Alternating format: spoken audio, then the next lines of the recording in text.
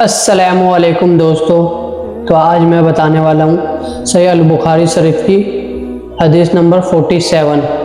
تو چلیے دوستو شروع کرتے ہیں۔ بسم اللہ الرحمن الرحیم۔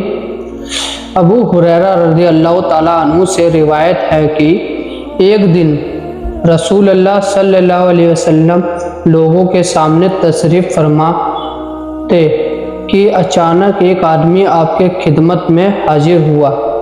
یعنی کہ دوستو ایک دفعہ ہمارے نبی لوگوں کے پاس جا ہی رہتے، تشریف لا ہی رہتے، اسی ٹائم میں ایک اچانک سے ایک آدمی تشریف لایا اور پوچھنے لگا کہ ایمان کیا ہے۔ یعنی کہ دوستو جو آدمی لایا وہ ہمارے نبی سے سوال پوچھنے لگا کہ ایمان کیا ہے۔ تو ہمارے نبی نے دیکھیں کیا جواب دیا۔ آپ نے فرمایا ایمان یہ ہے کہ تم اللہ پر، اس کے فرشتوں پر اور حشر کے دن اللہ کے سامنے پیش ہونے پر اللہ کے رسولوں پر ایمان لاؤ اور قیامت کا یقین کرو۔ یعنی کہ دوستو ہمارے نبی نے فرمایا کہ ایمان کیا ہے۔ ایمان وہ ہے جو اللہ کے باتوں پر اور اس کے رسولوں کے باتوں پر، یعنی کہ دوستو جو اس کے رسول ہے اس کے اوپر ایمان لاؤ اور دین مطلب اسلام قبول کرو۔ جو بھی وہ دین لایا ہے، جو بھی جتنے بھی رسول آئے ان سب وہ ہے اللہ کے، وہی ایمان کہلاتا ہے۔ پھر دیکھیں سنیں، اللہ کے رسولوں پر ایمان لاؤ اور قیامت کا یقین کرو۔ اس نے پھر سوال کیا کہ اسلام کیا ہے؟ آپ نے فرمایا اسلام یہ ہے کہ تم محض اللہ کی عبادت کرو اور اس کے ساتھ کسی کو شریک نہ کرو۔ تو دوستو وہ پھر پوچھنے لگا کہ اسلام کیا ہے؟ تو ہمارے نبی نے کیا فرمایا کہ اسلام وہ ہے کہ اللہ پہ یقین کرنا اور محض اس کی عبادت کرنا، اور دوستو کسی کو اس کے ساتھ شریک نہیں بنانا۔ یعنی کہ دوستو صرف یہ ماننا کہ اللہ صرف ایک ہے، اللہ کے سوا کوئی بھی دوستو اس دنیا کو بنایا نہیں، تو شریک نہ کرنا۔ نماز کو ٹھیک طور پر ادا کرو، فرض زکوٰۃ ادا کرو اور رمضان کے روزے رکھو۔ پھر اس نے پوچھا کہ احسان کیا ہے؟ یعنی کہ دوستو اس نے پہلے پوچھا تھا اسلام کیا ہے، تو ہمارے نبی نے فرما دیا کہ ہمارے اللہ تعالیٰ کی عبادت جو انہوں نے کہا اس کے حساب سے چلنا وہی اسلام ہے۔ جیسے کہ دوستو ہمیں اسلام میں جو فرض ہے 5 ٹائم کا نماز اللہ تعالیٰ نے فرمایا کہ فرض ہے، اور رمضان کے 30 روزہ رکھنا یہ بھی فرض ہے۔ یعنی کہ دوستو ہر مسلمان کو یہ کرنا تو کرنا ہے کسی بھی حال میں، کیونکہ یہ چھوڑنے کی اجازت نہیں ہے، کیونکہ یہ فرض کے اندر آتا ہے۔ تو دوستو یہ تو اسلام قبول کیا تو یہ کرنا ضروری ہے۔ اس کے بعد اس نے کیا پوچھا دوستو کیا ہے احسان کیا ہے؟ تو آپ نے فرمایا احسان یہ ہے کہ تم اللہ کی عبادت اس طرح کرو گویا تم اسے دیکھ رہے ہو۔ اگر تم اسے نہیں دیکھ رہے ہو وہ تو تمہیں دیکھ رہا ہے۔ یعنی کہ دوستو ہمارے نبی سے انہوں نے پوچھا کہ احسان کیا ہے، تو ہمارے نبی نے فرمایا احسان وہ ہے کہ آپ عبادت کرو تو آپ یہ دل میں سوچ کے رکھو کہ اللہ کو میں دیکھ رہا ہوں، اور کیونکہ اللہ تو ہمیں بے شک دیکھ ہی رہا ہے، آپ کو بھی دل میں ارادہ ہونا چاہیے کہ میں دیکھ رہا ہوں۔ اور اس نے کہا قیامت کب آئے گی؟ پھر اس شخص نے بولا کہ قیامت کب آئے گی؟ تو آپ نے فرمایا جس سے سوال کیا گیا ہے وہ بھی سوال کرنے والے سے زیادہ نہیں جانتا۔ یعنی کہ دوستو جب وہ شخص پوچھا قیامت کب آئے گی، تو ہمارے نبی نے فرما دیا کہ آپ جو سوال پوچھ رہے ہو جتنا آپ کو اس سوال کا پتہ ہے اتنا مجھے ہی پتہ ہے، اس سے آگے مجھے خود نہیں پتہ کب آئے گی۔ پھر دیکھیے کیا بات،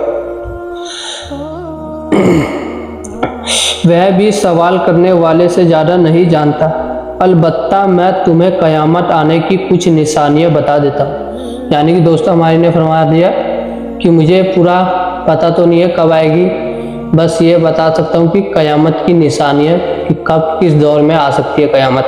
جب یہ کام ہونے لگیں گے تو قیامت سوچ لو کہ نزدیک آ گئی.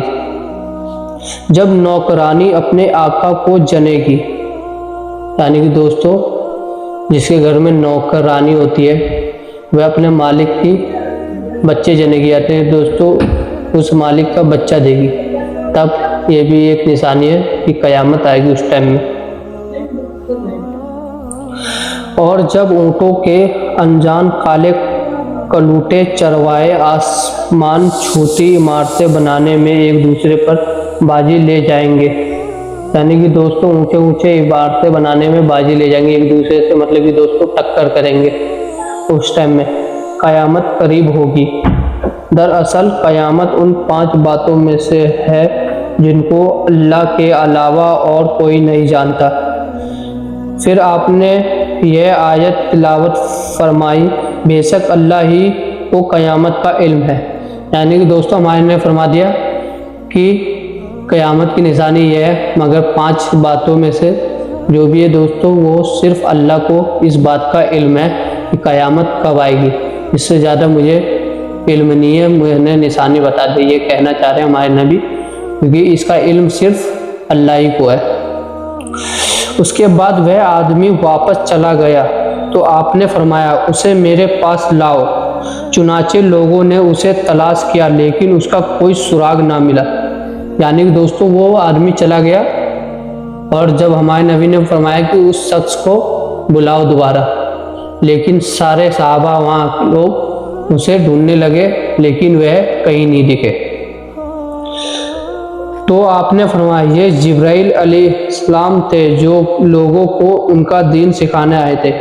یعنی کہ دوستو ہمارے نبی نے فرمایا کہ یہ جو شخص ابھی سوال جواب کر رہا تھا یہ کوئی عام شخص نہیں تھا، یہ جبرائیل علیہ السلام تھے جو کہ انسانی شکل میں آ کر ہم سے سوال جواب کر رہا تھا جس سے آپ لوگ کو اسلام اور دین سکھا سکے. اس لیے اس طرح سے مجھ سے سوال کیا جس سے آپ لوگوں کو اسلام کا نالج مل سکے.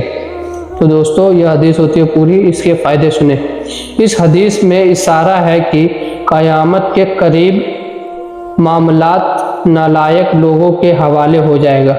یعنی کہ دوستو اس حدیث میں یہ بتایا گیا ہے کہ قیامت اس وقت آئے گی جب دنیا میں سارے کے سارے نالائق لوگ جاتے ہیں کہ دوستو سب سے برے لوگ بچ جائیں گے، اس سمے قیامت آئے گی. ایک دوسری حدیث میں ہے کہ جب نالائق اور ذلیل لوگوں حکومت سنبھال لے تو قیامت کا انتظار کرنا افسوس کہ آج ہم اس قسم کے حالات سے دوچار ہے. یعنی کہ دوستو دوسرا حدیث میں آیا ذلیل اور حکومت سنبھالنے لگیں گے. ایسے لوگ جو ذلیل ہوں گے، جو حکومت کرنے لگیں گے پوری دنیا میں، تو اس سمے قیامت آئے گی. اور دوستو دیکھ سکتے ہو جیسے کہ یہ نشانیاں بہت جلد قریب آ رہی ہے اور دنیا میں دیکھ سکتے ہو کیسے کیسے کام ہو رہے ہیں، جو کہ ہمارے نبی نے جس نشانیاں کو بیان کیا ہے اس میں سے کئی نشانیاں ہونے لگی ہے. عورتیں دیکھتے دوستو کس طرح سے کپڑا پہنتی ہے اور بالکل ہی شرم بھول چکی ہے. تو دوستو کہہ سکتے ہیں کہ قیامت بہت نزدیک ہے.